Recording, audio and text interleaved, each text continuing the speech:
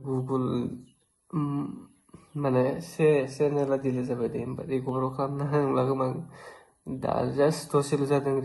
बे डिलिट जानाया आरोना चेनेल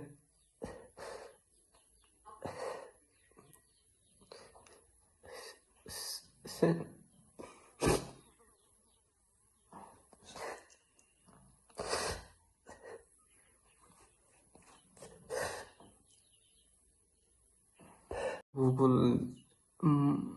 माने चेनेला डिलिट जाबाय दे ओमफ्राय रिकभार खालामनो होनोब्ला गोबां दा जास्ट दसेल' जादों बे डिलिट जानाया आरोना चेनेल